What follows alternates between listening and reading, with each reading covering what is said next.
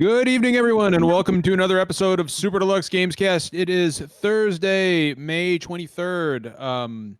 Second to last Thursday of the month, Derek? I don't know Is what next week numbers are. yeah, who Next week fucking would be the knows? 30th, so. Yeah, okay, so yeah, second to last podcast Is it of the meaningful month. that this is the second to last of the month? Yes. Second to the Okay. last of the 5th month of the year. Yes.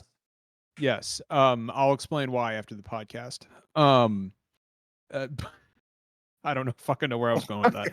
But good evening, everyone. Thank you for joining us. It's going to be a fun, lighthearted conversation today. We are going to talk about some predictions that we have for games and announcements and releases coming out in the third and fourth quarter. It's gonna be a light, fun show, I think, primarily. We're gonna have a nice, lighthearted, fun time. Some good, fun, happy times. I've got a whiskey sour here. I mixed it perfectly, as Derek and Jeff will both attest. I'm an excellent fucking bartender. You are indeed. And a humble bartender, too. I don't know about that. I am a very, very humble bartender. I'm not humble at all, actually, am I? No, not even in the fucking slightest. No. I mean, this is the point where I talk about my big veiny biceps. But instead, I will kick it over to our guest today. Our guest today is Ariel Danon. Am I pronouncing that right, Ariel? Danon, like Danon yogurt. Danon yogurt. Okay. You may know her as HuggableHipster on Twitter and Twitch. And she is just like me. She does a lot of Square Enix work, but she also is a very big fan of From Software games. As am I. I am a huge Dark Souls, Sekiro, Bloodborne, Elden Ring guy. Everybody knows this. I did our Elden Ring review a couple of years ago. Ariel, did you see the trailer for Shadow of the Erd Tree? I did a full reaction to that, and my heart dropped. I loved it so much. I'm ready. We're getting womb imagery. We're getting FromSoft at their weirdest. Let's go. So I'm ready to hop into that womb, baby. I'm ready. Well, those are words I never thought I'd heard spoken on this podcast. So apparently, From Software says that it is their largest expansion in any game to date. I don't know if this means that it's bigger than all of the Dark Souls 2 or Dark Souls 3 DLCs combined. But what I will say is that this motherfucker's been in development for 2.5 years now, it seems like. So it's going to be a it's Elden Ring. So it's going to be a 60-hour expansion to a 200-hour game. Oh, it has to be. I am very much looking forward to this. I've got to have that armor, that white and gold armor as something I'm able to equip. That blonde lady, Ariel, is that Michaela? I think that's Michaela. Yeah, Michaela. Is that Michaela? Is that where we're landing? I think so, because she has the long flowy hair, the mommy vibes. Like, it's definitely Michaela. It kind of seems like it, doesn't it? Yeah, I'm kind of getting that vibe myself. Hello to everyone in chat. Thank you for joining us, by the way. Much appreciated. So guys, before we kick off with what we're talking about and what we've been playing and all this good stuff, there's a small bit of news that I wanted to throw at the beginning of the podcast, just because I know that Derek especially will just think that this is so entirely cursed. And I don't like that you preemptively warned me, right? Oh no, but Derek. So here's the best part, everyone. It's Call of Duty related. It's not helping. It's not helping cases at all. Those all that Call of Duty Black Ops stuff got announced, right? We all know about that. Sadly, yes.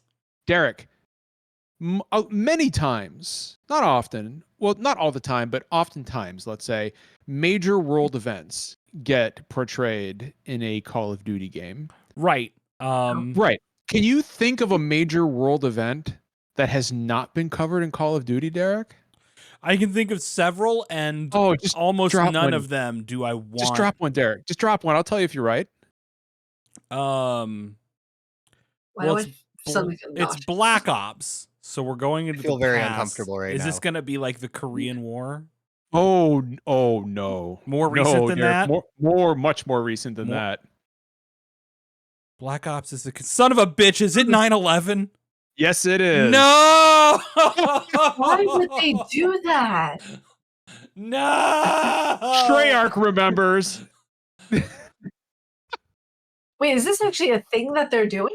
Yes, it's 9/11. Oh. What is fucking wrong? It I was like, what's the Are stupidest thing it could possibly be? Desensitized or Oh. 9/11 will feature as a backdrop. 9 of 11. 9/11 will feature as a backdrop in the newest Call of Duty game. I hate this. I don't know how they're going to portray that. Oh my god, but as John, we all know, John, are we gonna get weirdly realistic in-game engine George W. Bush? no, The way they did Reagan the one whispering in time. his ear. this George W. Bush, but with the eyes of like a salmon that's been in the fridge for 2 weeks. Like, so Derek, here's the best part. We all know, like No Russian, right? Like No Russian is, I hate No Russian, but it's one of the most famous examples of a Call of Duty opening ever. They're gonna open this shit with a fucking civilian running around right before 9/11 happens. John, in you New York, have aren't to they? fly the plane into the tower. Oh, Derek, no. What is happening right now? Derek! What is happening? Derek! It's weird because it's like Oh, because my mom used to work at the trade towers, Oh right? no. Derek, she you worked fucking there. asshole. Right before, like, she worked there up until I was born, so she has pretty close connections, right? And she was like, "Oh, you gotta try out the chocolate covered oranges. They're great." And 2 weeks before we were supposed to go in there, my mom was like, "I think I'm getting sick. We can't go." So thank goodness she didn't go before or anything like during that time because we lived in New Jersey. We lived like an hour or so away from Manhattan at that time. And she watched the entire thing, and I was like 9 or 10 at the time when 9/11 happened.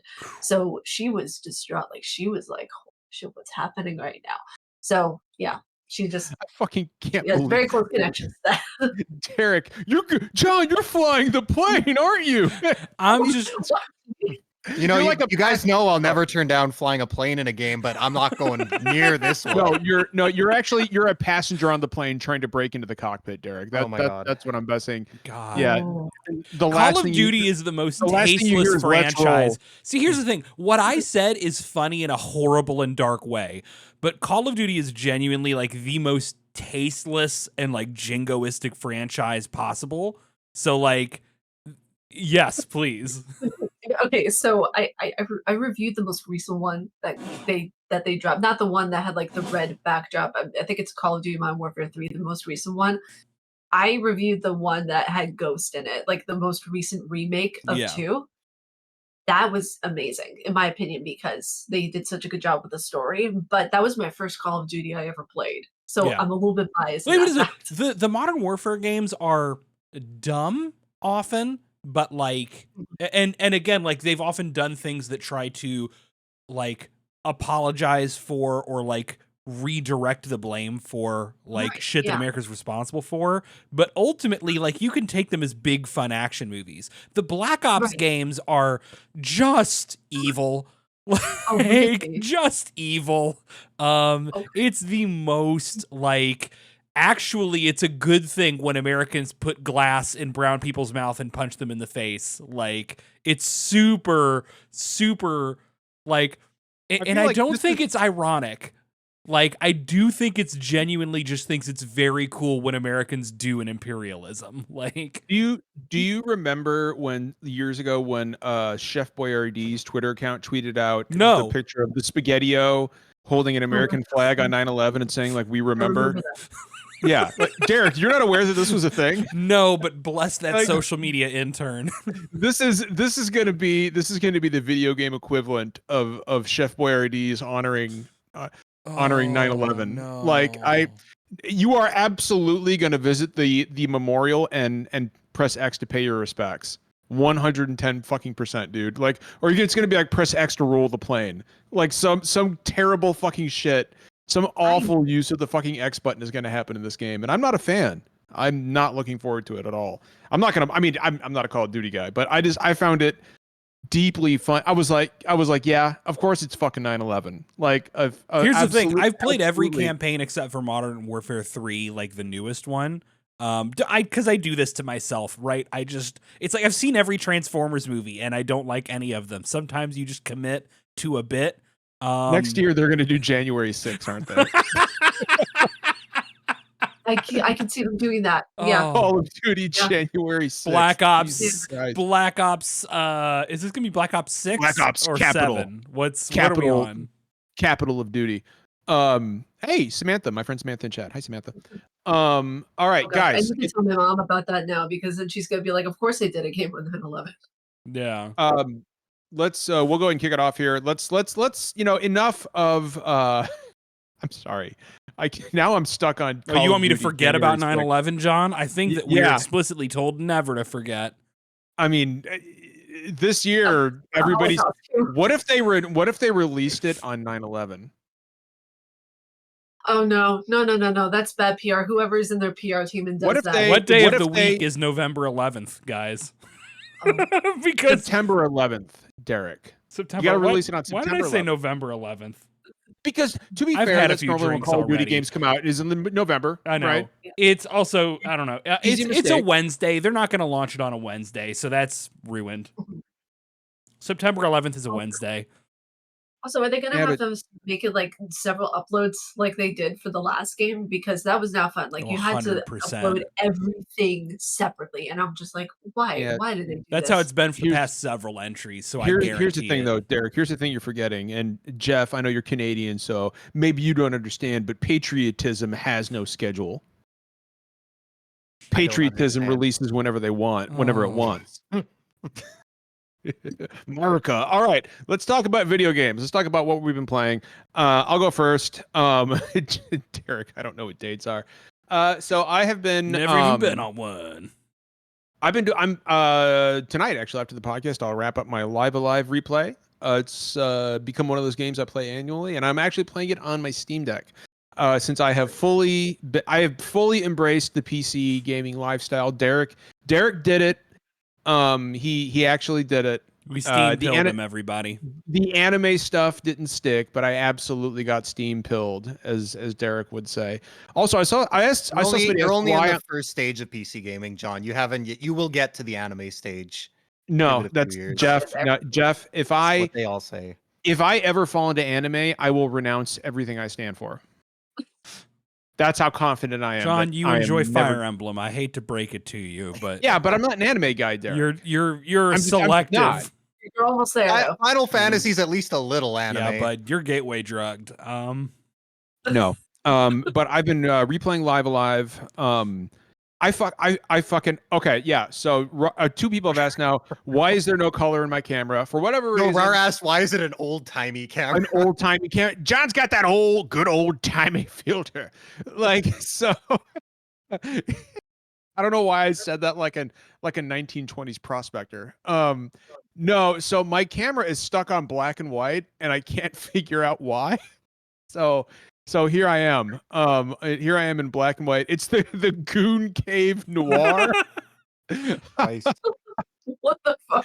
I'm not gonna lie though. I actually don't hate it.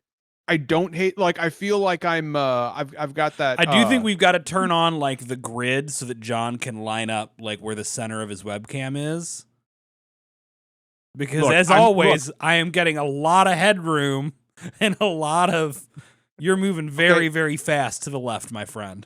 Derek, here's the thing, Oh, now I bud. can't hear you, Okay. buddy. One, I want everybody to see what's behind me because I got all this cool stuff, which you Yes. can't really see because everything's black and white.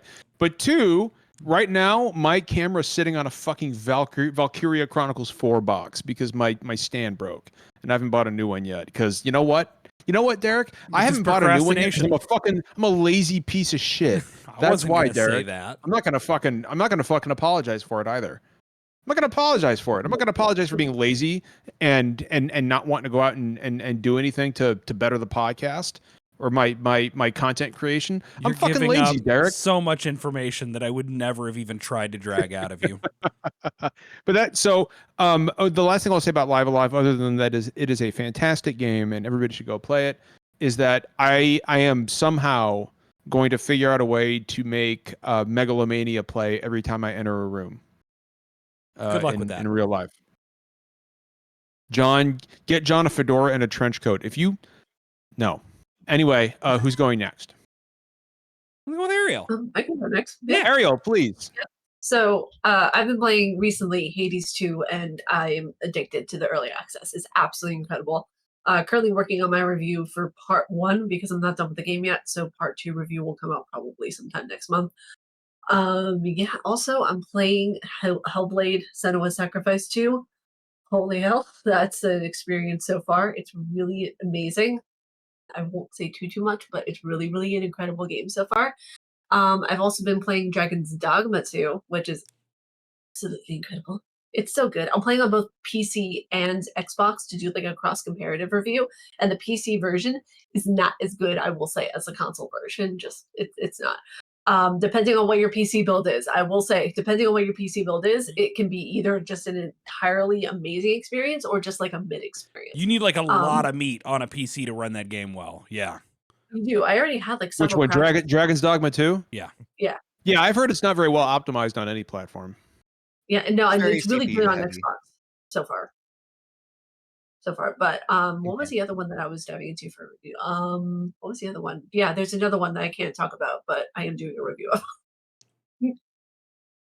So My Okay. favorite thing All right. about Dragon's Dogma 2 is I'm like, this seems like a big game that I'll probably play 10 hours and drop it. And I did 3 playthroughs. It's just so that's good. amazing. And I never replay games. I'll go next, I guess. I actually playing some games that aren't Microsoft Flight Simulator. I played some Holy shit, indie are you games, serious? which yeah, I know. I played some real Fuck. video games, John. And some indie games, and of course, like any normal person, like tons of respect for indie games. I just a lot of them just tend to not be my genre or my cup of tea. Like I know there's all sorts out there, but like the ones that get a lot of publicity are like the roguelikes and the shoot 'em ups and stuff like that. So it's just like not really the type of stuff I play. And yeah, I was just coming off 3 playthroughs of Dragon Dogma 2, and even though I'm normally like a AAA sicko, I was like, I need something like kind of basic, something really Wait, hold chill. on, Jeff, hold on. Yeah. You played Dragon's Dogma 2 3 times already? Yes. Holy shit. That's amazing. dedication. I respect it. Like I all just- I the need- respect. I finished it and I needed more, and I finished it again, and I All the just needed respect in more. the world, dude. Thank you. Wow. So yeah, I played 2 small games. Both of them, I think, were the first games from their studios, really small teams. The first one is Little Kitty Big City by Double Dagger Studio. I honestly hadn't heard of it till like a few weeks ago. I think it was revealed at like a Nintendo Switch Direct. That sounds about right. And they went on their YouTube channel. They got like demo reels from like 6 or 5 years ago. Like it's been in the works for a long time.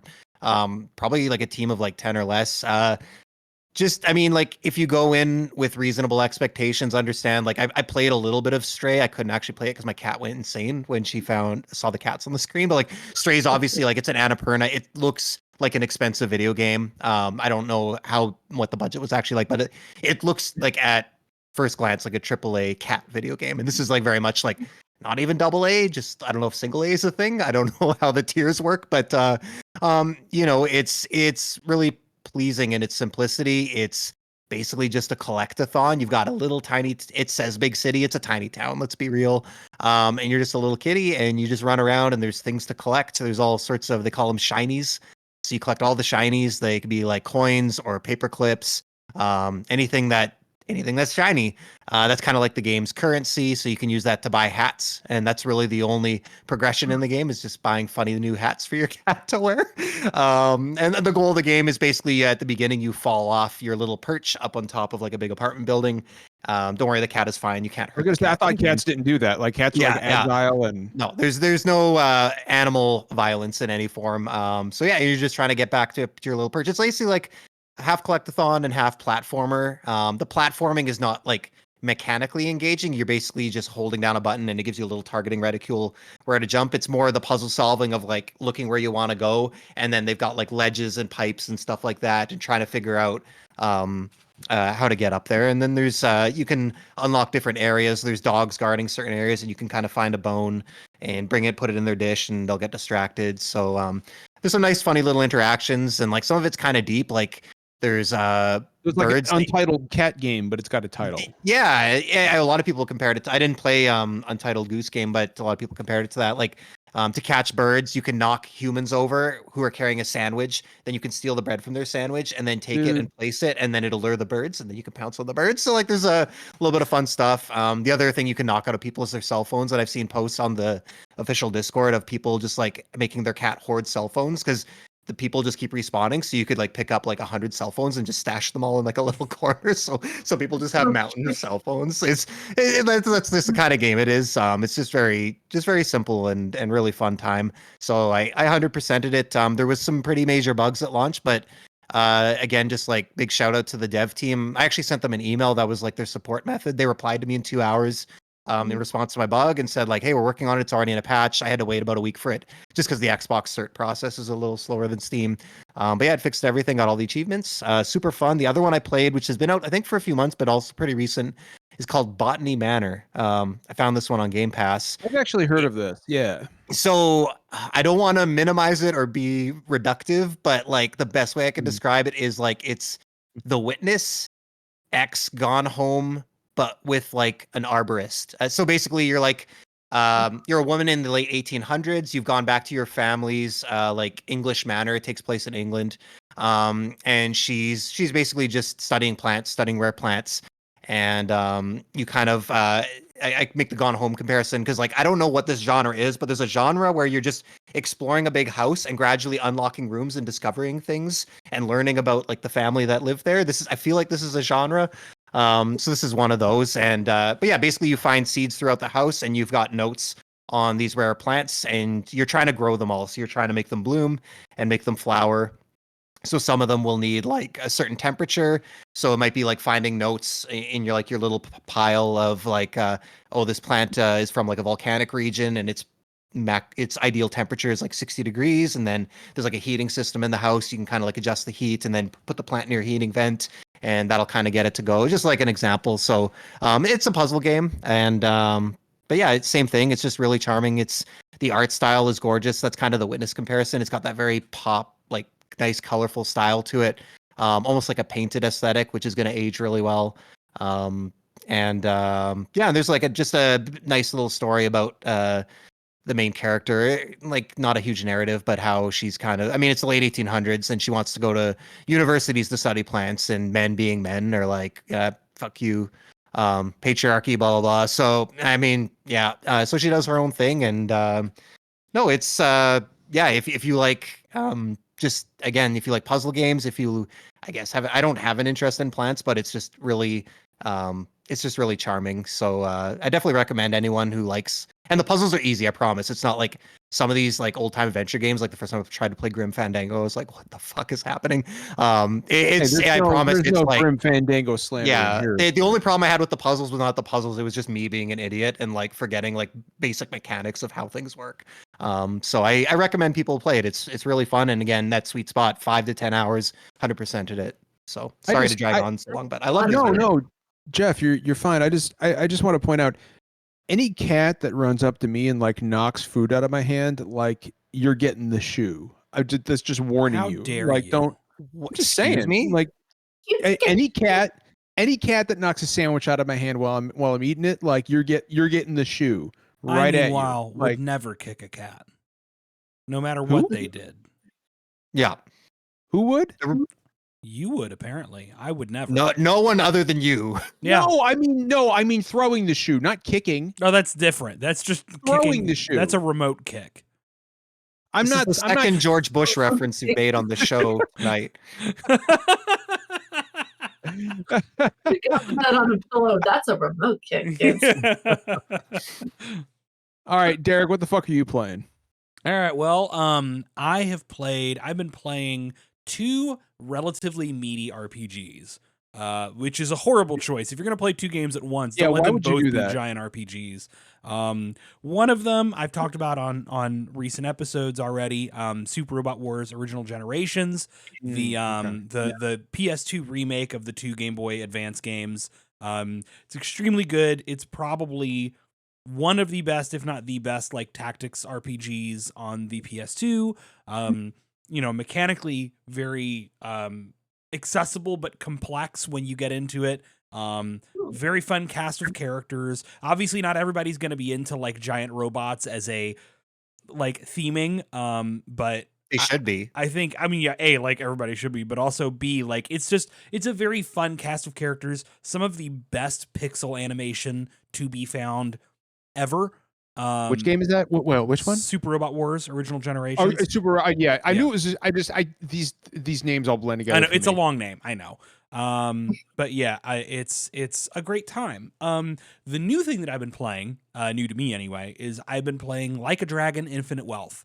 But you finally got around to that. Finally got around to it. I bought it back when it came out because I am a huge Yakuza fan, right? Like I knew I was going to play this when I had time for it. So I finally got the chance to install it, boot it up, get going. Of course, I'm having a blast. I've played every Yakuza game so far. I love them deeply. I love the style of writing. I love the values of the series. Like it's very, very interesting to start Infinite Wealth off and immediately be telling a story about like economically displaced people who are trying to get out of the life of crime and not being given the opportunity by society to reintegrate into it properly, and the ways that inherently leads to recidivism.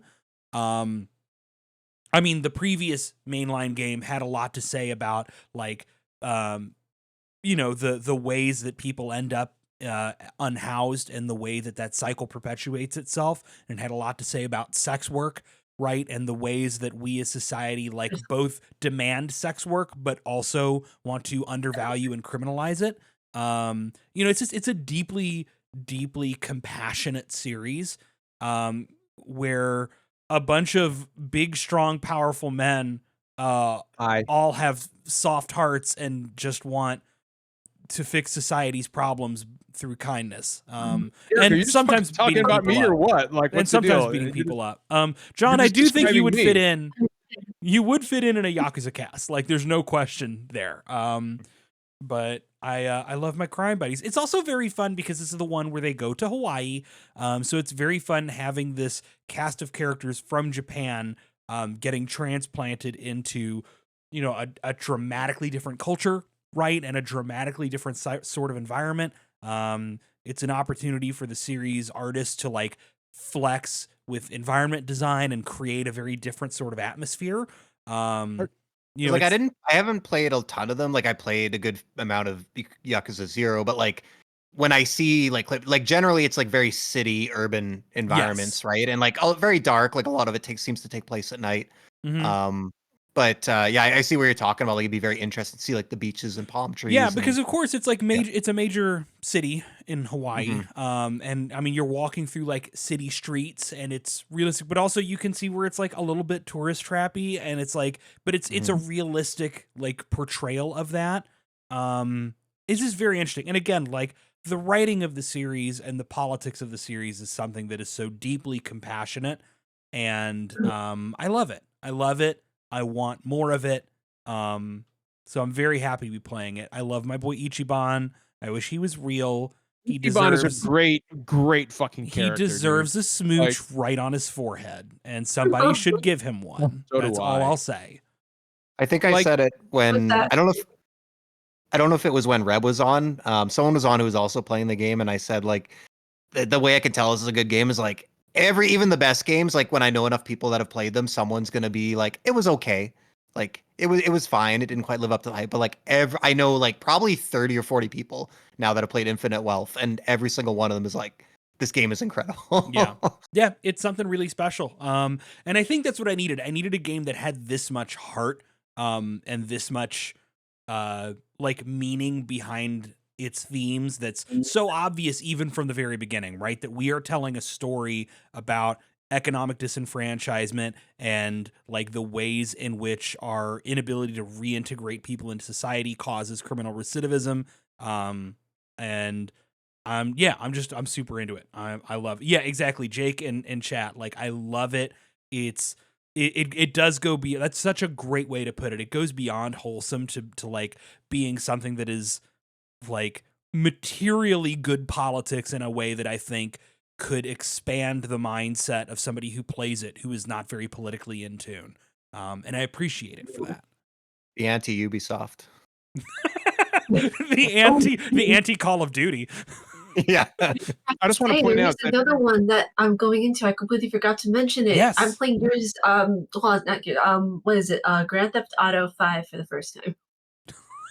I've never played a Grand Theft Auto game before. That's a Besides weird one. my That's a weird one, huh? why How do you start feel now, about it? Ariel? Why start now? Because I did not like it when it, like the previous installments, whenever I would see my ex play them years ago. So now I'm just like, okay, people have told me that, GTA 5 is really good, and I'm starting out, and there's a lot. There's a really good story behind it, but there's a lot of like real shit too. Like there's so much reality that they put into the game, but there's also some things I don't like about the story, which I'm going to discuss in the review. But it's really interesting to see where they went with this one and where they went with San Andreas years ago. Yeah, I'm fascinated by Grand Theft Auto 5 in a lot of ways because there's some nuggets of real greatness in there, offset by some real dog shit, like kind of like contrarian like humor and politics. But but like I do think a lot of the satire is good, just a lot of it's also very mean spirited. And I would be so curious to see what could happen with a Grand Theft Auto that leans into like a heavy crime story and satire and like finds its voice a little more.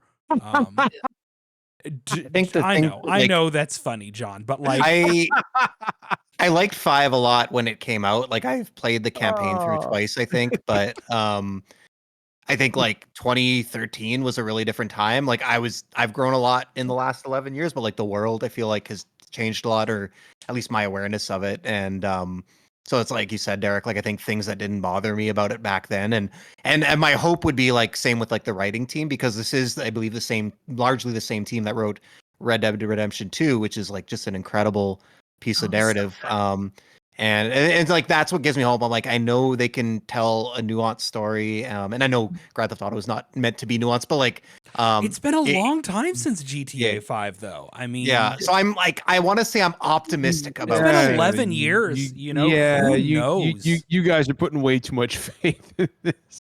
Like, Well, I'm you see, the thing open. is, like GTA 5 so far, I mean, like from at least what I think of it, even though it's been out for as long as it has, warning spoilers to people watching this, but it kind of, I think, bastardizes the human race in that section to a degree, because you see the N-word uses.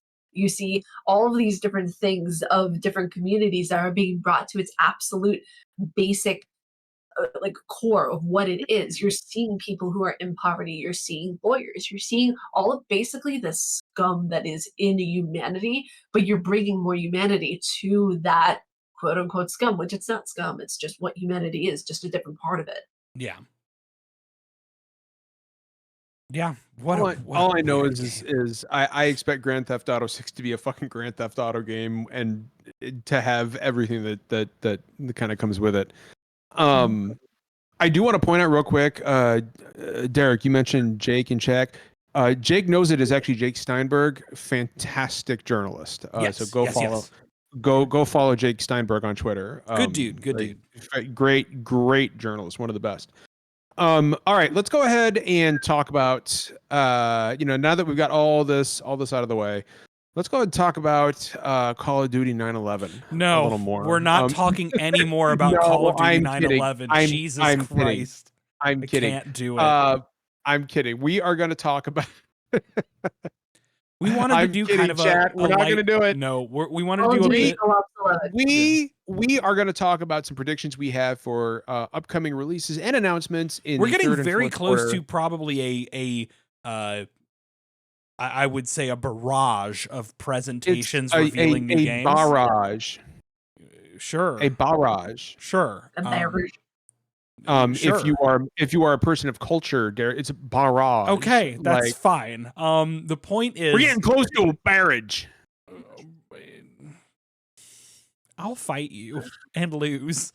Really? Will you now? I will lose. But yeah, we know we've got a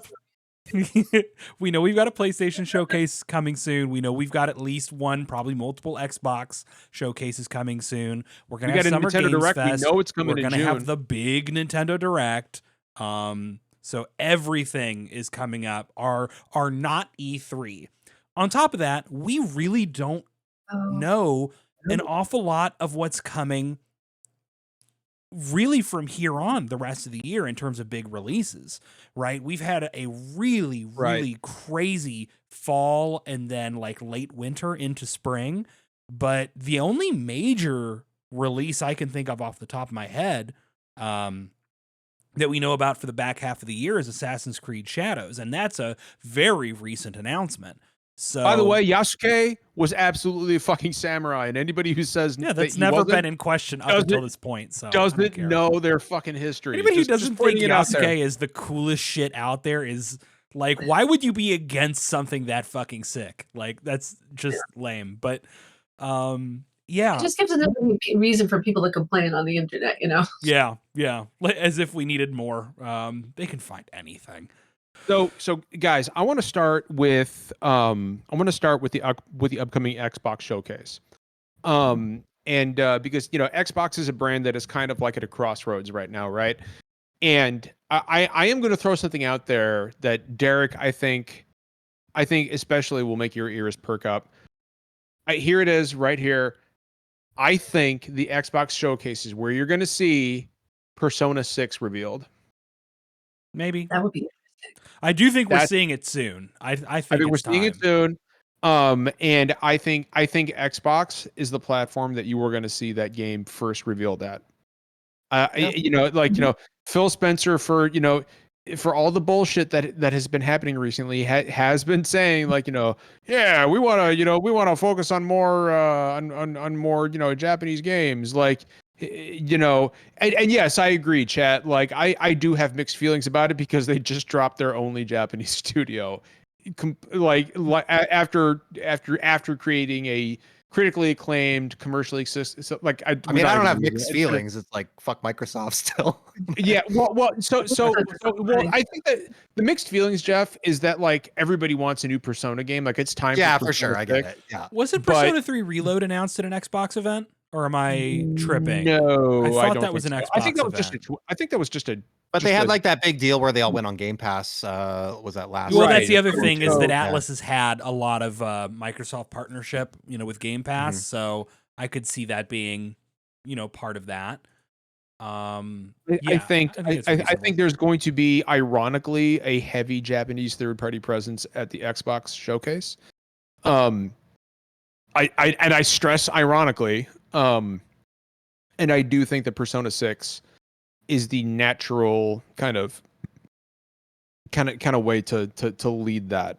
I think you're on it with Persona. I think that's reasonable, but here's the thing. It's not possible for what happened to Tango to cause a bunch of Japanese partners to pull out of an Xbox showcase with that type of a turnaround. Because it's still a good platform for them to advertise. Right. Well, also I do genuinely think Microsoft is going to have really hurt a lot. You don't do that to Shinji Mikami's baby, right? But it's not that it's that is the cause, but I think that is a symptom of Microsoft's long-term difficulties with Japanese third parties. And Atlas has been kind of a rare standout in that regard. So I do see Persona 6 getting announced, but I don't think we're going to see a ton of. Here's one more Japanese game I think we're going to see at the Xbox showcase. I think you're going to see that fucking Shadows of the Damned HD remaster, which is completely unnecessary, but I think you're absolutely going to see it there. Shadows of the Damned is the most Xbox shit ever. Taste my big boner. That is some Xbox shit. Well, we're clipping that out of context, so enjoy that. What? Hey, that's literally a quote from the game's protagonist who that one's free for the internet. I remind you that protagonist's name is Gabriel fucking Hotspur. And fucking is literally his legal middle name. I'm not just throwing that in. I want to give it to Errol in chat. I missed that there was a tease for a Blue Dragon remake, but I think Xbox Are they really gonna make it good? could shut the fuck up, John. Could really, you don't have to, you're not wrong, but you don't have to say that. Could really earn themselves a Fuck, lot of you just goodwill. literally agreed with me. Could- It's Sakagu. It's the Gooch's worst game. We all know this. I think that there would be a lot of goodwill to be made by announcing like re-releases, anything of Blue Dragon and Lost Odyssey. I don't think Another it's bad likely, but I think you could win a lot of brownie points. So I'm sorry, but Lost Odyssey, dude. Like I like the character design. Like Lost like, Odyssey's so good, John. Yeah, John, it like, is the most Final Fantasy game to ever not be a Final yeah, but Fantasy. dude, the villain looks like he's made out of like It roof doesn't siding. matter. Like, I mean, it's like he does. He looks like fucking like. I mean, come on, don't lie to me. He looks like a fucking hood ornament. Doesn't matter. Evil Guy Fieri is He fine. does. Yes, he looks like I evil. Fieri. No, Ariel, I'm serious. Look I up love it. look up Lost right now. While we're Wait. look up Lost Odyssey Gongara. That's his name. Gongara. And tell me that I'm sorry, Gongora. Yeah. And tell me that's not fucking JRPG Guy Fieri right there. Like that is yes, exactly. See? See? Wait a second. No, this guy looks like a Final Fantasy character on steroids. Right, because Lost Odyssey is just a Final Fantasy game. I do not subscribe to people who say it's the real Final Fantasy 13. I'm not Guy. I'm not here for Yes, Final Fantasy Gongara. 13 slander. He's fucking, but he looks like he gives his monologue in exactly this diction. All right, heroes, listen up.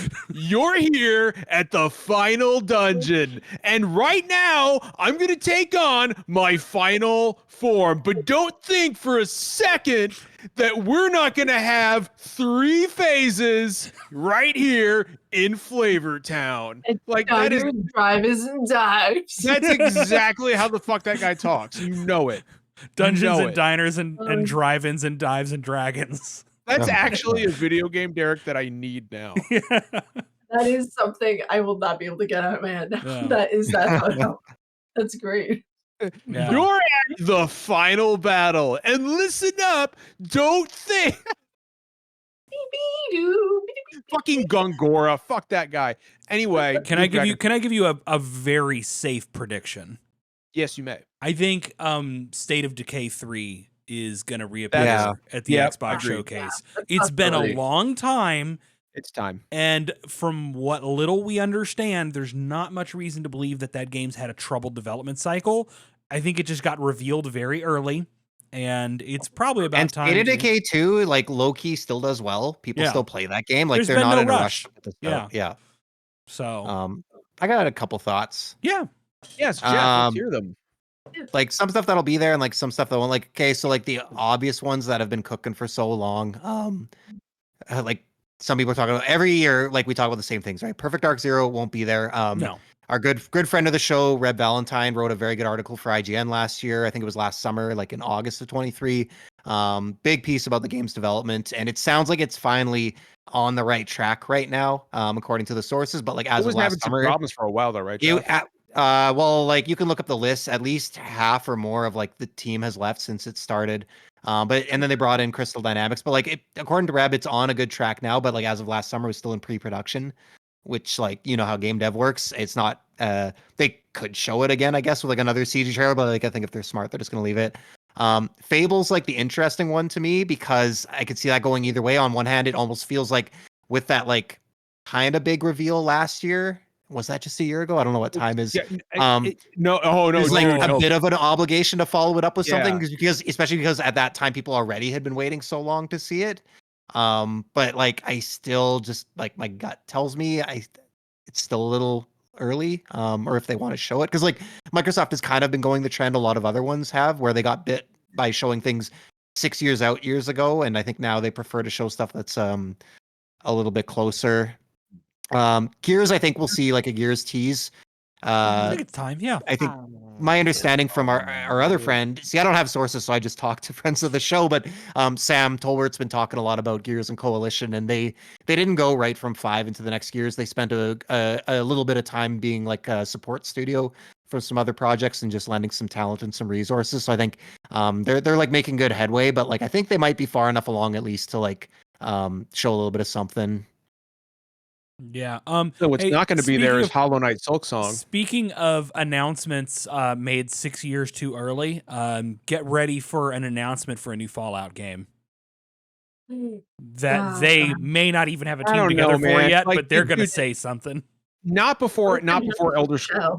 not before Elder Scrolls 6. They're Like, going to say well, something. The reasoning behind like a lot of Oh, the studio I- closures was so they could refocus their basically move resources around. If you read between the lines, to make more Fallout games was the wording there. Possibly not from like Bethesda Game Studios proper, because they're full steam. Yeah, on there's no Elder way. Scrolls There's no 6, way. Yeah, And Obsidian's too busy to do it too. Yeah. But like genuinely, it feels like the kind of, and I think it would be it'd be a double-edged sword, right? Like I think they would do it because they desperately want that win, and Fallout's super popular right now.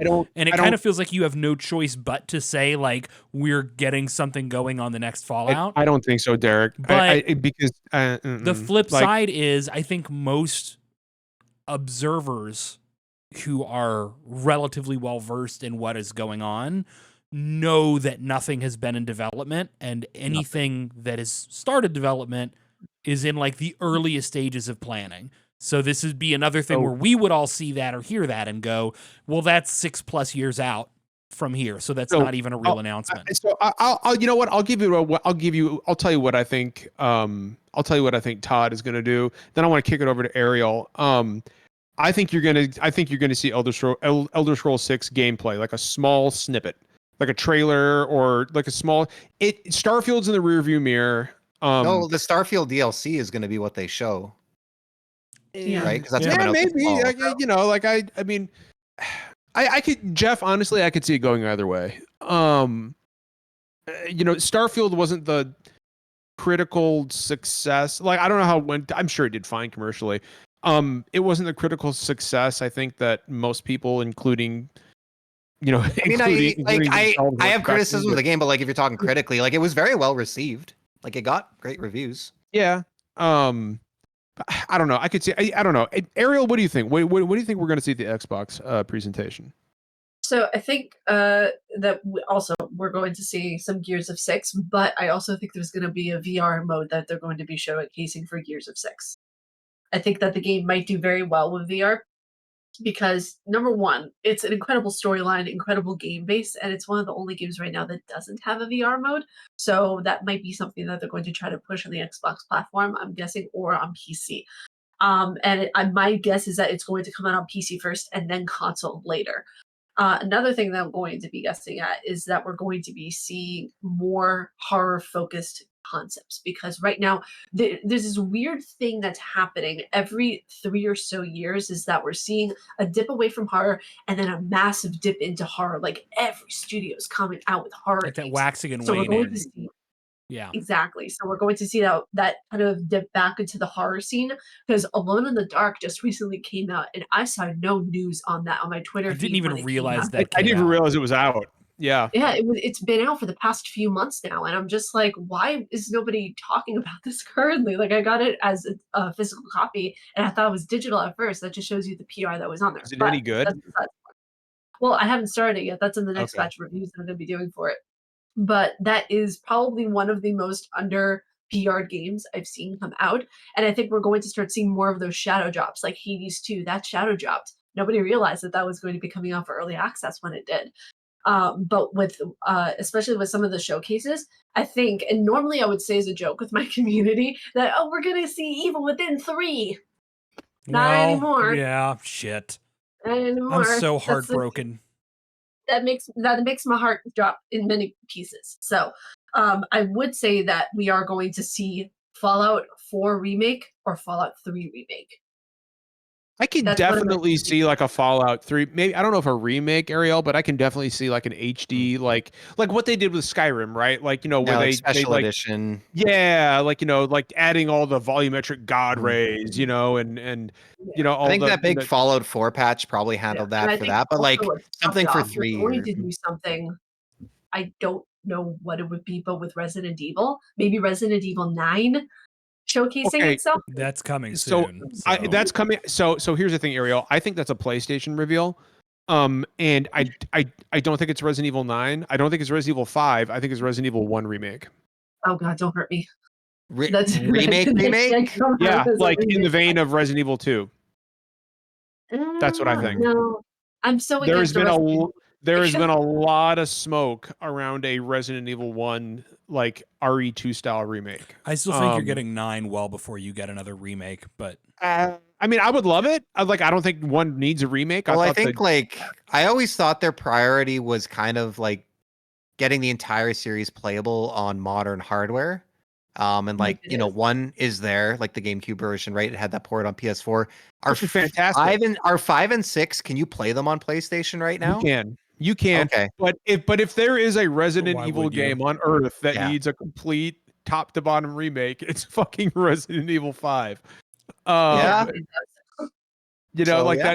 that is a game that could what can I say definitely. but yikes. And here's the thing, Capcom, if you're listening, because we are Capcom content creators, Capcom, if you're listening, make Sheva the main character for the love of fucking God. Just make it Sheva. Besides, we need more Sheva Alamar anyway. She's fucking awesome.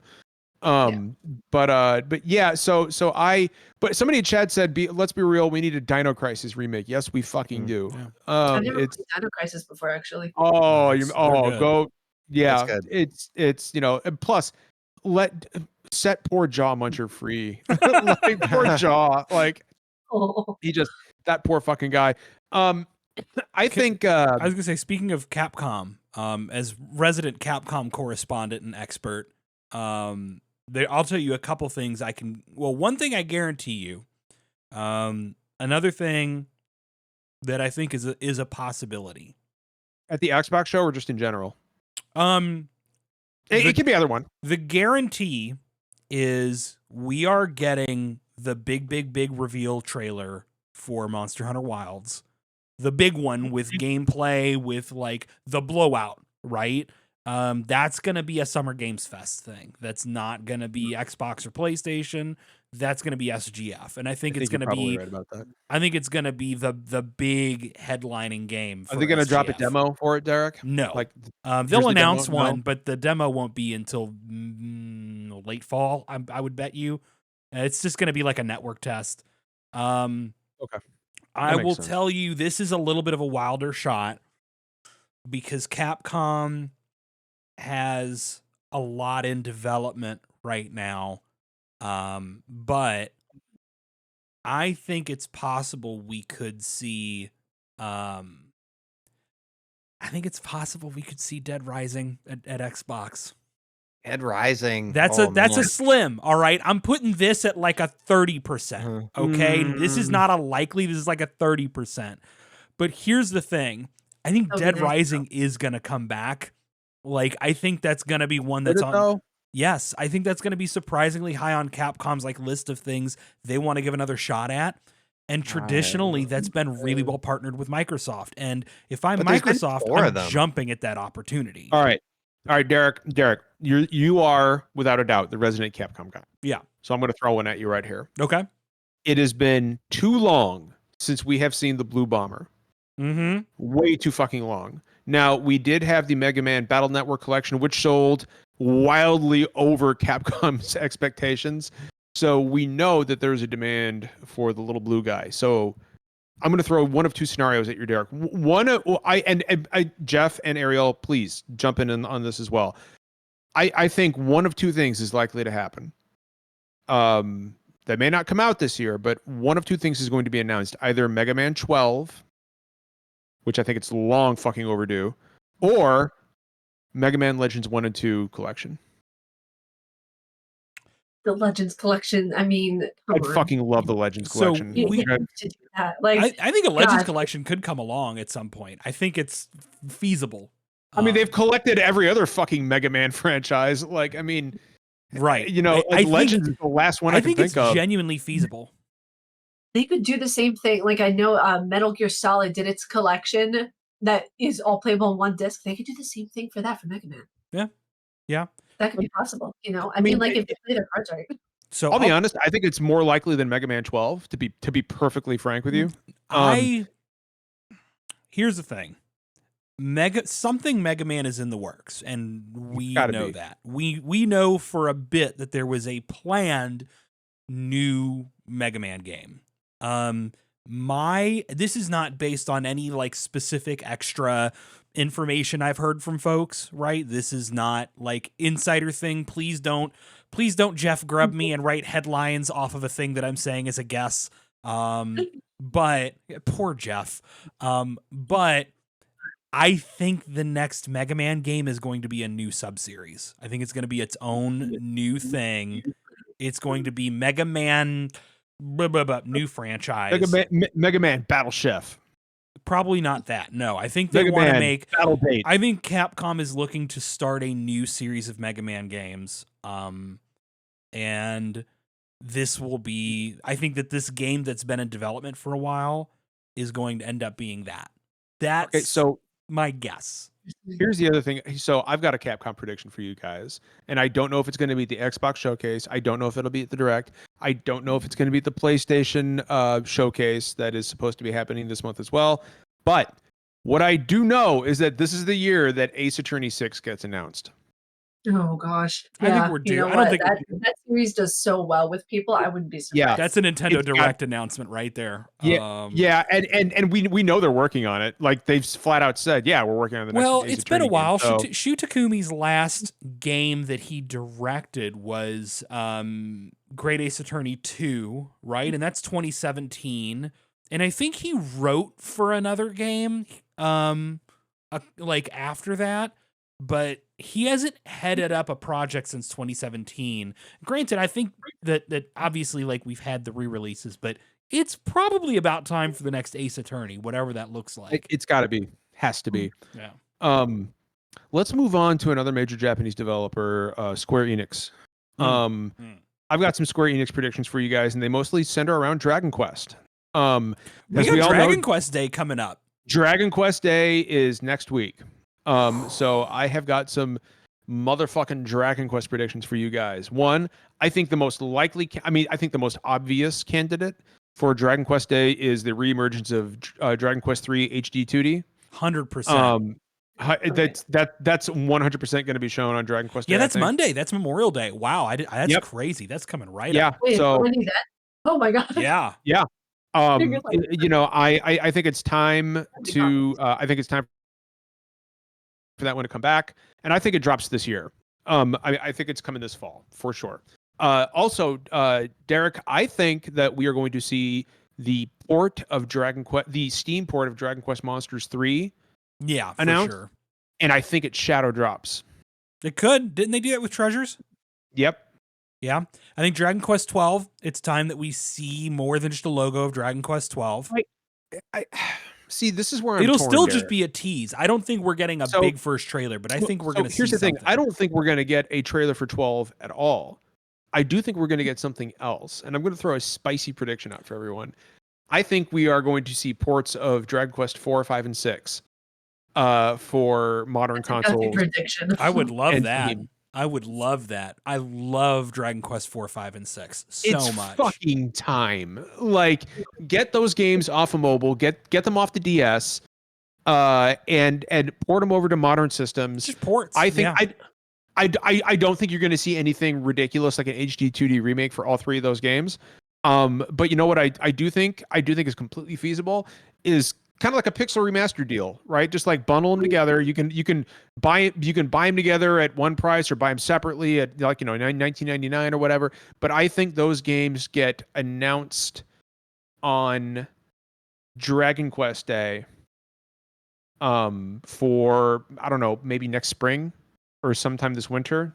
Or maybe even the summer, you know, because that would actually be a pretty good time to release Dragon Quest 4, 5, and 6. But the demand for those 3 games to be ported has been going on for fucking years now, and I think it's time. But I think what you're going to see is Dragon Quest 3 Dragon Quest Monsters 3 Shadow dropped on Monday, and I think that you're going to see a release date for this year for 3 HD 2D. That's what I think. I don't think, Derek, I disagree. I don't think 12 is there. We'll see. I think that's a We'll see. TGS thing. It could be. It could be. Not that we're not going to see it this year, because I think we will, but I don't think you're going to see it until later in the year. Yeah. Can I drop you another Square Enix thing? Yes, you may. All right. And Ariel and Jeff, jump in with like whatever predictions you got. Like, I got please. nothing for Square. I don't know what they're doing. I Guys, have some things for Square. it's time to see the worst kept secret at Square Enix. It's time for the FF9 remake, right? It's Yeah. time to see it. So okay, all right. So Derek, So I'm glad you brought that up. I Jeff, just want to please. go on record, like when everyone's disappointed, and I'm wrong all the time. I'm ready to eat crow on this. I still think it's like more in the vein of the Final Fantasy VIII remaster. It's than the not, full because remake. that's already what the It's- FF9 recent release was. Yeah, like it is so. I don't mean exact. Okay, I don't know. I'll tell you right now. It is more. So it's not like a final. Anybody expecting like an FF7 remake style thing, like get ready for disappointment. No, That's not what's happening. think in terms of. Think Trials of Mana with more money. I was going to say think of like a Tales of game or like Dragon Quest 11, right? I think Right, low yeah, end no, is a Tales of game, like a modern Tales of agree. game. High end is like Dragon Quest 11, but it's just going to be a traditional RPG. It's it's not going to be like. Well, and plus, Derek, like right now, the pre-order bonuses for Dawn Trail are a Zidane wind up and an arc mount, which is like the one of the summons from Final Fantasy IX. One of the cities in the Dawn Trail expansion is called Solution 9, which is like one of Zidane's trances. Like it's fucking happening. We also and just it's like happening have soon. known that this remake is real for a long time. Yeah, and like but Derek, you're know forgetting too many one other- people who have firsthand knowledge about this game. Like There are 2 major Final Fantasy remasters / remakes coming up. You know what the other one is? yeah. Final Fantasy Tactics, which we all know was on the NVIDIA leak, which every fucking game on that leak has come true. Yeah, so but a lot of what we've heard about Tactics makes it sound like a lot about that has changed since the original plan. All I know is that Final Fantasy Tactics is a thing that it's happening, and I am certain that we will see it. It sounds this year. like that's gone from a like a low grade re-release to something much more involved. I don't know. I don't know. I don't know about all that. But what I do know is I am confident. But I've heard a couple that conflicting things, and that's what makes it hard. Like I am confident that Final Fantasy Tactics is coming. Will be announced this year and is probably coming. I would expect Final Fantasy IX remake before Tactics. What about Kingdom Hearts 4? Do you think it's time for that to reappear? Isn't there a new Kingdom Hearts that's coming? They're re-releasing and cleaning up the collections, all of them for Steam. They weren't fucking kidding about going multi-platform again very quickly. Yeah, good. Maybe Square Enix games should be on as many platforms as possible for as many weird people to how that enjoy works. as possible. It's weird. I would really love if more people could have played FF16 by now, but here we are. So, when is Rebirth coming to PC? Is that this year? I think that's when the announcement I think we're waiting another year. I mean, I know, or Jeff. two. I know that 16 is coming to PC this year. Yeah, I know. I was hoping for Rebirth, and I'll replay it then. Somebody asked in chat, more recent, but what if we get another Octopath game? Eventually, yes, we'll absolutely get another Octopath game. Yeah, probably like next year in the fall. That's what I'm guessing. That's what I would think too. Octopath has proven itself to be, despite the stupid name, a incredibly popular. I love the Octopath games. Here's a Square Enix prediction for you guys: Bravely Default 3. We know Tristano is working on something. I love the Bravely games. I wish that Bravely Default and Bravely Second were on platforms other than the 3DS. Do you think they'd be ported? They would need a lot of work to port, unfortunately, I think. But I think it could be done. There's nothing stopping it. It's just not a simple job.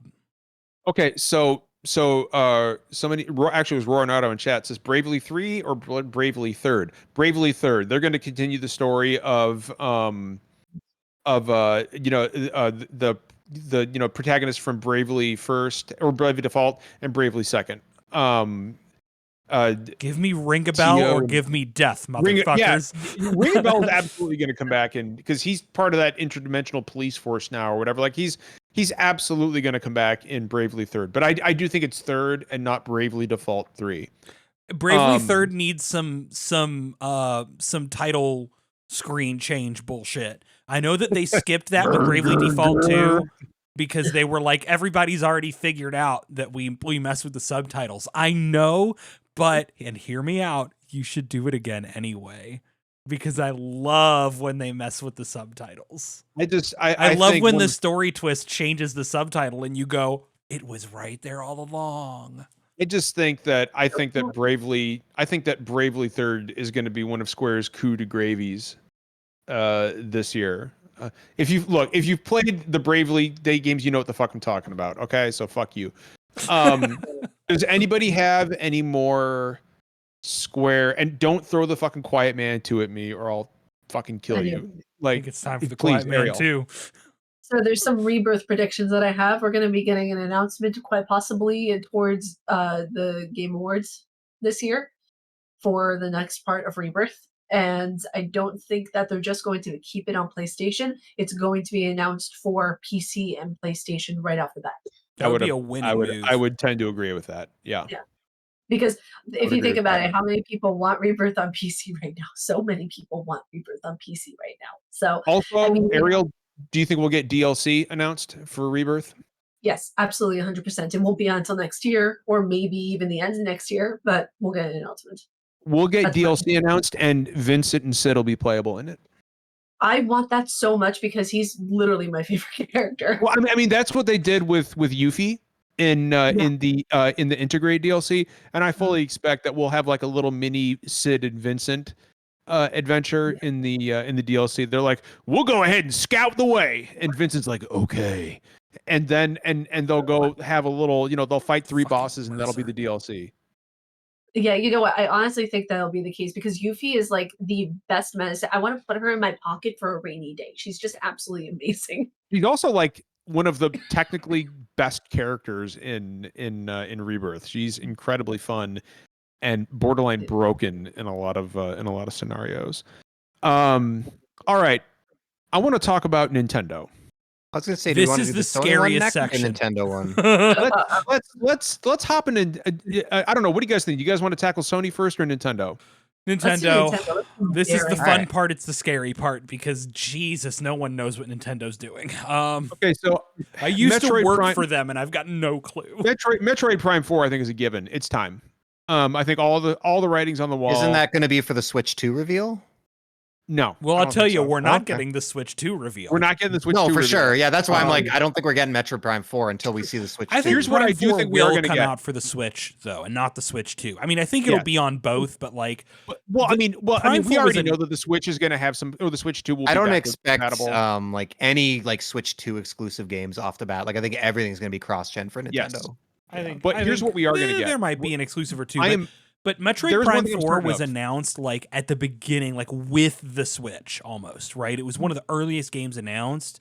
I think a lot of people would be very upset, and Nintendo does not want to come across like they strung people along with that game. So Metroid Prime 4 is absolutely going to launch on the original Switch this year. That's their winter game. Is Metroid Prime 4. Maybe.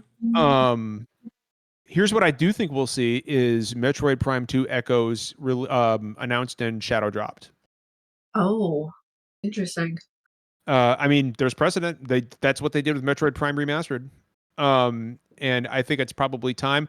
They're gonna want to keep building up the Metroid Prime 4, which I still am 100% convinced is there, because they're not gonna launch the Switch 2 with like, our big game is Metroid Prime 4. Like, we all love Metroid, but they're going to launch it with a new 3D Mario game. 100%. It has now been, I don't know if you guys are aware of this or not, but this is the longest we have gone between 3D Mario titles ever. Sure. I think that, I don't necessarily know if we'll see it at the Direct in June, but there is a new 3D Mario on the horizon. Probably. But the fact that we're getting new Switch hardware next year makes predicting this Direct so This is hard. goddamn hard. Because a lot of it, most of it, in fact, will probably be filler. Because I think the biggest games they will want, even if they are on the original Switch, they'll want them to hit around the new system next year. Because there'll be games that are like enhanced on Nintendo Switch 2 or whatever. But also think about it. They could also be releasing. I don't want this to happen, but they're probably also going to be releasing a new Pokemon game as well. Yeah, well, we know that what the Pokemon Legends, the one coming up. Why am I blanking on the name? Yeah, Pokemon. Yeah, Pokemon will be there in some form. But that's for sure. that's Well, gonna actually, be... no, they're gonna do their own thing. Like Legends Game ZA. Freak's gonna Thank do you, their own chat. thing. Legends ZA. I think is gonna be like a next year, like early next year kind of game. Here's what we're gonna get at the Direct. One thing I am certain is gonna be there. Ports. Zelda and filler, buddy. Zelda in some form is gonna be there. Obviously, we're not getting. Are we finally going to get the Wind Waker port? Like it's so fucking long. So Jeff, here's the thing: we're either going to get a Wind Waker and Twilight Princess port, I think, or we're going to get a remake of Oracle of Oracle of Ages and Oracle of Seasons by Grezzo. I haven't been a good enough to deserve that. Like, you guys don't understand how much Wind Waker means to me because that was the first Zelda game I ever played. Can you imagine, much? Can you imagine if they do with Wind Waker what they did with fucking Metroid Prime? Like, I promise I'm not trying to be spicy. Like, Zelda's just not really my thing. I played Breath of the Wild twice and really like it. It's like not my favorite game ever, but it's really good. It's the only Zelda game I finished. The other one that I didn't finish, but the only other one I truly really really enjoyed was Wind Waker. I loved that game so much. My time with it on the Wii U. And rest in peace, my Wii U is no longer with me. I have no way to play this game. So I've just been waiting so long. It's like it needs to be on the Switch, John. Like, it just needs to be there. We deserve it. But I think this is going to be ports and filler season, right? Like, we're looking at a new Mario sports game. We're looking at a new Mario Party. I don't think we're going to get a new Mario sports game. We're looking at like a Xenoblade X port. We're looking at, you know what I mean? Mario Kart 9. That's not happening until Switch 2. I know. I know. Fascinating how people, like, the most popular games and the games that sell the best are remasters, remakes, and ports, right? Because it's going straight back to people's childhood and it's going back to like what people's memories are. Like, it will be an interesting day if a new game sells really, really well because people don't like going out of their comfort zone that much. They want to go back to games they've already played. I mean, like, Mario Kart 8 is a Wii U game, and I'm pretty sure it's one of the best-selling Switch games. Chad had a great suggestion. What about a new Punch-Out? Oh, that would be interesting. I fucking love a new Punch-Out, or a new F-Zero, or a new Star Fox. Where the fuck is Star Fox? Do you remember when everybody was like Star Fox Grand Prix, and there was like, yeah, this is a thing that's happening. Like, man, Star Fox here's the thing, game. dude. When it comes to Nintendo, like, I know that we like to joke about Star Fox Grand Prix, but like, I can't guarantee you that game didn't exist at some point. Nintendo is unpredictable, and they could there's almost nothing you could suggest at this point based on the canceled Nintendo games that we do know about.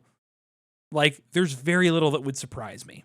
So I've got a prediction for the Switch because I think this would be a good place to announce it. Who here remembers the old JRPG franchise called Lunar? Yeah. So Derek knows what I'm talking about. That was recently retrademarked a couple months ago.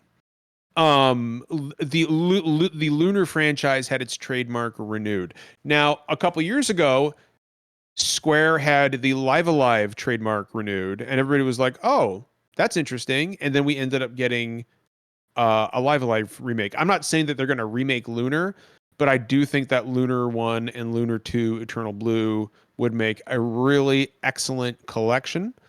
And I do think that I think that's definitely a possibility. For sure. Hey, John. What? What about Suikoden 1 and 2 at the Nintendo Direct? What if that's it? What if that's Honestly, the time?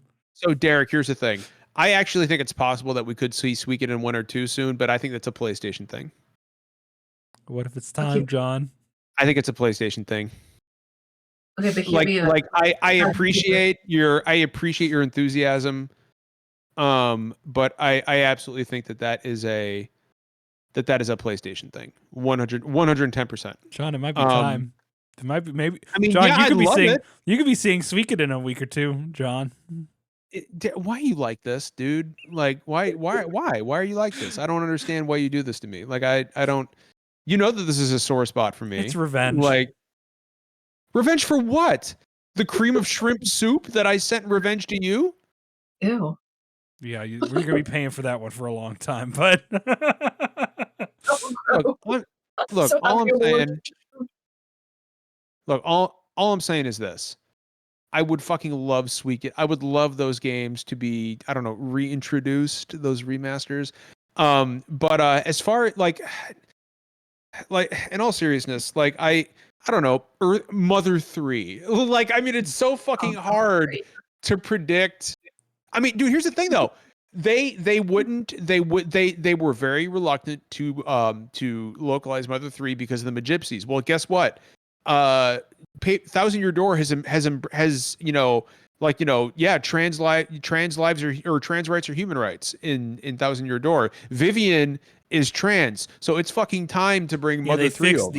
the censorship in the U.S. version originally, which it's fucking time. By the way, notice that all of the anti-censorship goobers are really mad that the Thousand Year Door is now being more faithful to the Japanese version where Vivian is trans. It's almost like they're not actually upset about censorship. They just want to see underage girls in states of undress. Oh no. And that's disgusting. Yeah. I mean, you're not what wrong. it's about. You're not I'm wrong. say Kendrick Lamar on these motherfuckers. But it's like, does anybody have any more Nintendo predictions before we move on to PlayStation? Because like Nintendo is really difficult. Like Ariel again, clearly like excited about something. What's that? I saw a light bulb pop over her head. Go ahead. It's really excited about something because I just thought, what if they actually port? I know there's like a snowball's chance in hell of this actually happening, but what if they port and actually do like a soft remaster for Sweet Home? Huh. Because That could be available interesting. on PC. That's available on PC for free. Wait, Sweet Home? Sweet Home is a predecessor to what the remake to Resident Evil. Resident Evil. Yeah, no, I streamed Sweet Home years ago. It's so good, and it's the best looking NES game. Yeah, so that would be really great on the Switch, especially for like, hey, here's the new Switch. Here's an age-old classic from Japan that actually wasn't marketed in the US because of graphic content. It would be really interesting, though, because there's a relatively famous Korean webcomic and live-action show called Sweet Home that's a horror series that there would now be some brand confusion with. There's also a Japanese movie called Sweet Home. Yeah. Is that connected to the game, or...? It's not. It's just Shinji Mikami was a new developer that came into the studio. He was asked to remake it, and he remade it into Resident Evil. Gotcha. Yeah. So, oh. Yeah, so that would be interesting, though. That's my prediction, but I don't think that would happen ever. That's an interesting prediction, though. All right, who wants to move on to PlayStation? Yeah, let's wrap up with PlayStation here. Let's who's got some PlayStation predictions? Because again, like I'm having trouble with this one. I don't know. I don't think we're going to get a huge like. I don't think they have much in the tank that's ready to show. The PlayStation's kind of in a similar position, I think, where they were like at the kind of like middle to end of 2013. They had a lot of big releases at the end of the PS3's lifespan, and it kind of bit them early in the PS4 life. They had to rely a lot on indie and third party. And because just that's the nature of development, I guess you could strategically say, okay, each one of our studios is going to release one game every year, but that's not really how they do it. I think they just let them release them as quick as they can and just the way it works out is they've had 3 or 4 big ones released very recently. So like, Naughty Dog is many, like that factions cancellation set them back so far forever away, unless they're going to remake The Last of Us 2. But like, same with like Polyphony and Gran Turismo 7, like we're not getting another game from them for a while. Thinking of like Guerrilla, right? Like Horizon Forbidden West is still relatively new in the DLC. They're ways away. But like there's definitely like I think we could maybe see a tease of something from Sucker Punch. I don't know what the deal is with Bend. Like I know they had like 3 or 4 canceled games after Days Gone. They've had some trouble. What was Sucker Punch's most recent game?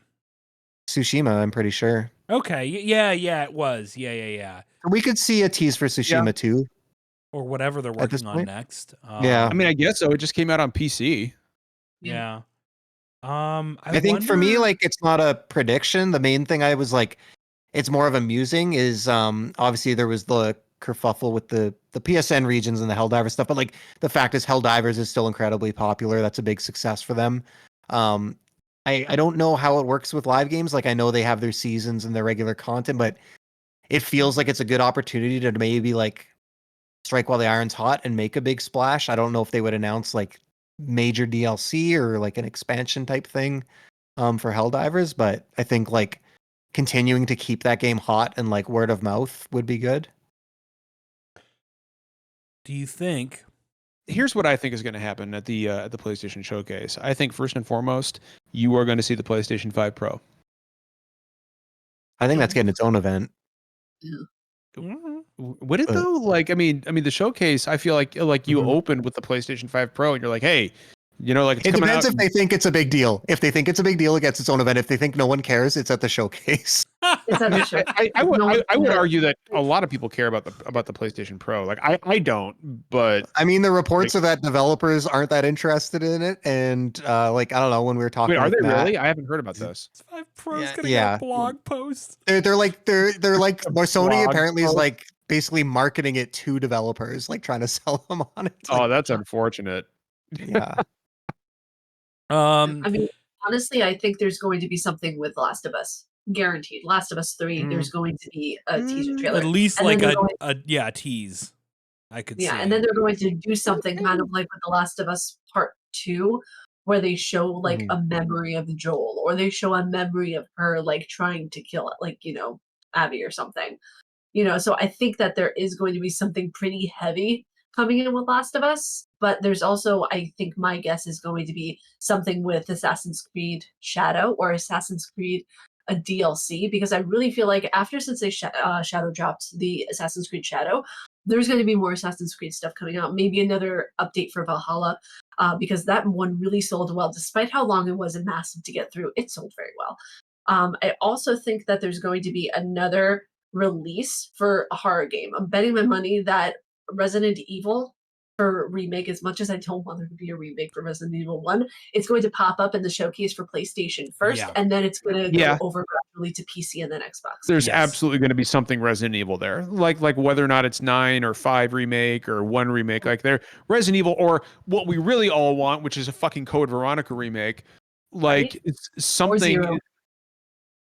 We don't talk about Resident Evil. I still think they need to fold 0 into the 1 remake, and that would justify. That would be the way to do it. That's been my pitch for ages. That if you need to do another 1 remake, you need to fold 0 into it and make the key parts of 0 a flashback partway through the events of 1. Like you meet up with Rebecca, and then Rebecca gets to tell her part of the story getting to the mansion, and that's 0.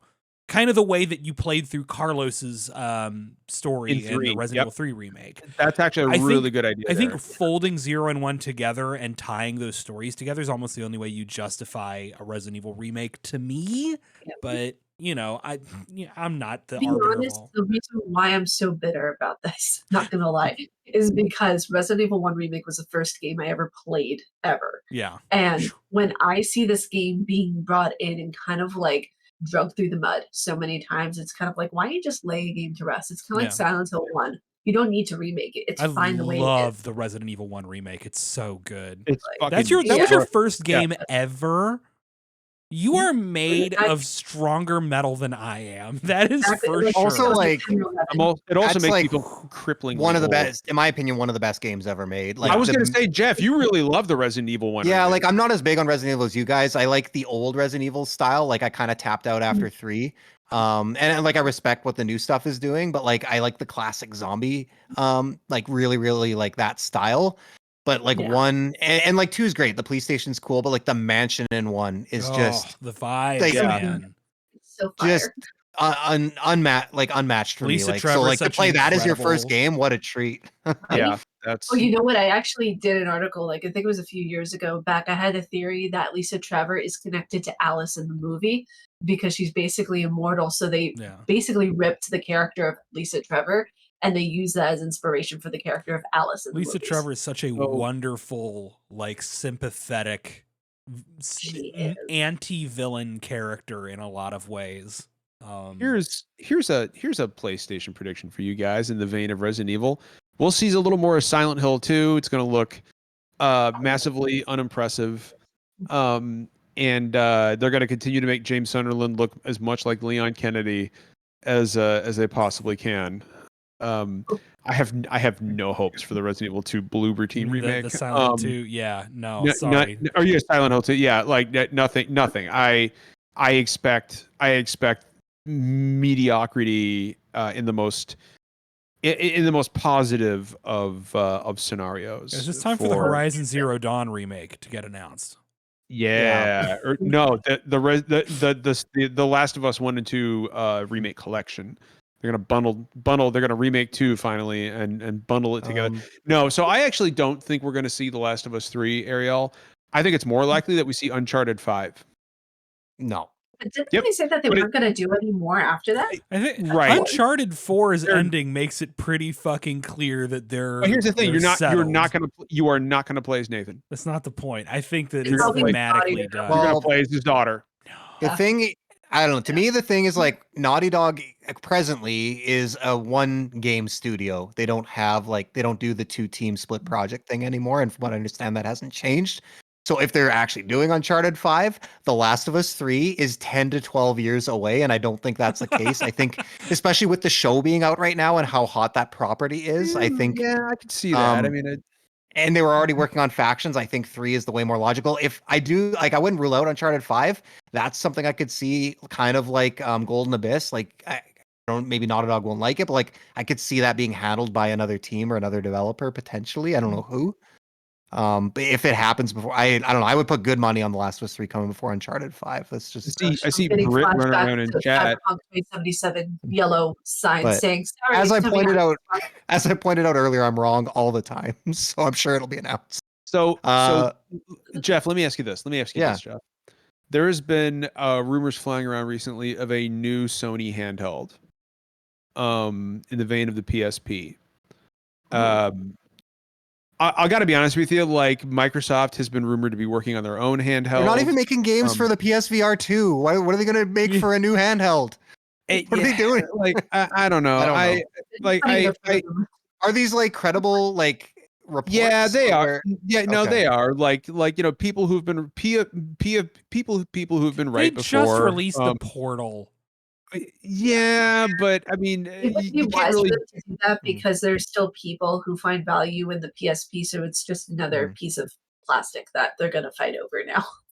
I mean, I love it, right? Like I like the Vita, I love the PSP. So- So I think Sony makes good hardware, but like I don't So- know. Well, Chad makes a good point. So Chad brings up, why would you? Who would enter that space when the Switch exists? I mean, Steam Well, did, and the Steam Deck is that- fucking. so Yeah, not- but Steam not has a that. value add that's different from Sony, It's right? So, The but Steam- consider this: the PlayStation Portable is the Steam Deck because their games are on PC now. So Yeah. A Steam Deck is worth it because you have an entire back catalog of Steam, Yeah. or most of the back catalog of Steam that is accessible to you. Mhm. But It's like purple PC. Sony has tried again and again to compete in the handheld space and got whooped by Nintendo repeatedly I mean, Even when they did. Nintendo was the not as strong PSP a fucking player. killed it. It was the Vita that fucking. The that- PSP that- did that not fucking kill fucked. it. The PSP didn't do that good. Yes, it did, dude. Are you crazy? The it PSP did sold okay. gangbusters. It did okay. It did not do. It did fucking It great. got fucking You're crazy. trounced by the DS, dog. I don't know what you're talking about. I mean, but like the DS did like I think I'm kind of with John. Like I feel like the PSP was an unmitigated success. It's okay. Okay. I liked it. I loved sold mine. it. It objectively Derek- did not come anywhere close to where Nintendo's like bar was set for all of Nintendo's handhelds. Like look this up. objectively, the PSP did not do well in the handheld market because I don't think that's right. I'm gonna look it up. Nintendo's like Nintendo Game Boy line all the way through the DS, the bars were set here, and the PSP didn't come that close. Like I will agree with that, but like on its own, PSP sold over 80 million units. You're high. Was it really 80 million? Yes. Oh, shit. Smoking All right. Maybe I crack, need to shut the Derek. fuck up. Maybe I It's do really need to strange shut the about fuck this. up. What's really strange about this is that since technology is increasingly getting better and better, they have to make their hardware more expensive. And at first I thought, well, the Steam Deck is a bit of a ripoff for how much it is versus how much storage you're actually getting. But they fixed that issue with the new OLED that's coming out. So I feel like if companies really want to compete, they have to make it an affordable price, but also add the storage that people need. Yeah. Because and it's not like there's so much that can go wrong with the handheld, like whether it overheats or if it's too heavy or what it does. Like it just needs to be consumer friendly. That's the main thing. Which means Sony is going to have a new handheld with a new proprietary memory card format. Well, and I also UMD2, like, baby, we're back. I want to be fair to Derek in that the DS. I mean, the DS did sell 152 million units. Yeah, I think I mean, was mistaken in that like the DS just so thoroughly trounced the PSP, but the PSP objectively did do a lot better than I remember in terms of but sheer the DS. numbers. I mean, but also like the DS was sales wise in its own. Yeah, like the point is never listen like, to me ever again. I don't know anything I'm saying. I am this the world's years, greatest fool and a stupid gay idiot. So I've been saying this shit Well, if for we years. don't listen to Derek and I'm always wrong, that means the only person we're listening to is John. that's a bad let's call. go. It's time. I, for one, only ever listen to Brit. But I digress. I'm going to give you. I've been Brit's waiting for not somebody here. to bring this one up, and I think that I'm surprised it never came up. Guys, this might be the time where we get the tease for that Venom game Yeah. that we know exists. Ooh, yeah. Thanks to the leaks that we are not supposed to acknowledge. I mean, Because that Venom or is next- Wolverine. that's that is 2025. Yeah. With Wolverine being 2026, according to the original projections. I feel like it's more likely at like a fall or winter showcase or like state of play, but like I could see it here. I'm I could just see it saying here. it's feasible. That's That'd be that's a almost good definitely gonna one be like, last That's gonna thing. be like a Miles Morales size game, Yeah. right? Like it's not. Yeah, I gonna think be it'll like be a standalone. I think- it'll be like a DLC size. yeah. I have to imagine with the leaks and all that information out there already, they must be really eager to like properly like show that off and announce it and kind of like get their own stamp on like what people are thinking of that game. And the other one I wondered about, I guess we're almost out of time, but like potentially Cory Barlog's new game, which that has would been Yeah. it would just be a tease, but like I think he's been working on it since God of War 2018. Like obviously he had some shared duties on Ragnarok, even though he wasn't directing it, but it sounds like he's been working pretty hard on it for a number of years. Could see something. I could see that showing up. Because it feels like if this is a showcase and not a state of play, what is their like one last like what is their big thing? What is that most likely to be? I think I think I might have an idea.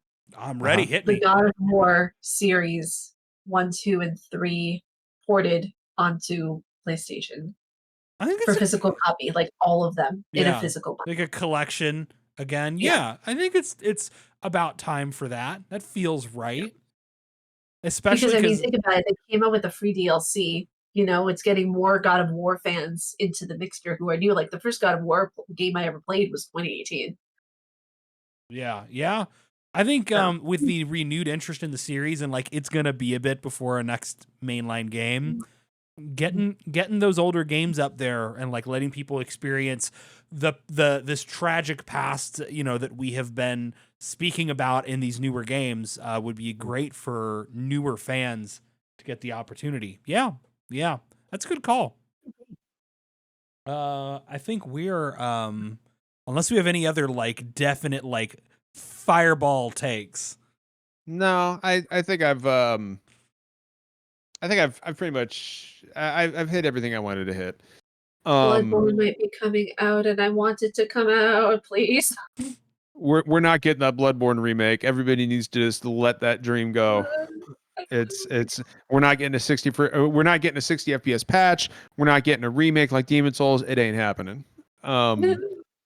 So we're also not getting a Parasite Eve remake, chat. Like, as much as I would fucking love that, it's one of my favorite games ever. That shit ain't happening either. All right, we'll go ahead and wrap it up here. Ariel, where can people find you on Twitter?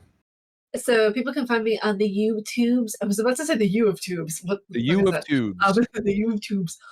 They can find me there at HuggableHipster, and people can find me on Twitter at HuggableHipster. And I don't do Twitch. I haven't done Twitch for like years now. So those are really the only two places besides Instagram. Where Instagram, I believe it's HuggableHipster Gaming. So Perfect. that's it. Well, Yeah. Ariel, I've been meaning to have you on for some time, and you are an absolute delight. And you are welcome on whenever you want. Oh, thank you. It was so much fun getting to be on. You guys are just absolutely chaotic in the most wholesome way. I love it. Well, thank you. We do our That best. that is very validating coming from you. Yeah, nope, you got an open door policy. You can come on whenever you want. I'll tell you what. So we got a lot coming up over the next few months. A lot of good games coming out. And of course, obviously, there's a lot of bullshit happening right now in the industry. Just remember to take care of each other. You know, if you see somebody getting bullied, stand up, and if you can, bully that bully. That's what I always say. Jeff, why don't you sign us off tonight? I don't want to do that. I wasn't emotionally prepared for that. Fine, I'll One do thing it. I want to say, if it's okay. Please, If it's okay, because I do have to say, John, it's been absolutely wonderful seeing what you've been doing on Twitter. There's been a lot that's been Finally, going on the somebody said it. platform. Yeah, like I just want to say thank you so much for what you do. Like for people like myself and for others who I know who are getting harassed and stuff, it's very validating. It's very wonderful to see people who are taking the time to just be like, hey, this isn't cool. Don't do that. So just remember to take care of yourself and understand that you are also valid as well. Like just take your time to breathe as well. But thank you so much for what you do. I'm not doing anything that you guys haven't been doing for a long time. So you know, just keep on being you, and you know, keep on being strong. There's a lot of important lot of for all bullshit of us to happening have right each now. other's backs, right? Like to be in that community with each other and recognize that like we actually are the ones in the majority. We are the ones driving this bus. That we are the ones, you know, who are the future of this industry, and people like us are the ones that are the future of this industry. Yeah, you know, that makes it easier to make it through when I have, you know, 100 fucking bot accounts in my mentions telling me I'm going to die of AIDS because, you know, I said a thing about a video game that they don't like, right? Like, bleh. yeah. Well, look, like if but I got y'all, and that's what matters. Don't let like look like this is the last thing I'll say because I know we're almost 10 minutes over time here, but you know, if somebody's threatening you on social media, just, you know, keep in mind that almost all of these people, in fact, I mean, I would say 99.9999999% of them would never ever actually one attempt to do anything to you in real life, and two, none of them would actually even say any of this to your face. So you know, it's all words. So you know, like, and obviously words can carry a lot of hurt, but you know, also remember that these are, I said on Twitter today, like, you know, these people are thinner than paper and twice as terrible. Yeah. So not a single one of them know, would have the courage to stand in the middle of like the PAX show floor and look at like the sheer diversity of people around them that they share this space with and share this hobby with, and really say the things that they say online, because you just can't.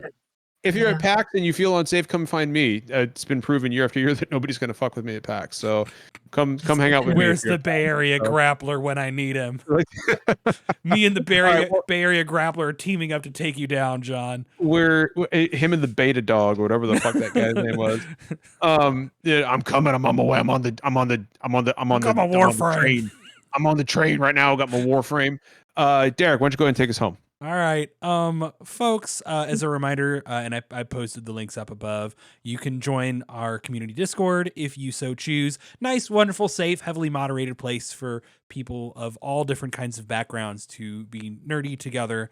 I did also share the Patreon link up there. Obviously, all of our content is always going to be free. We don't need anybody to support us, but it helps us pay for equipment when it breaks and to travel to events like PAX. With all that being said, folks, remember, kindness costs nothing, and we will see you all later. Don't be kind to bullies.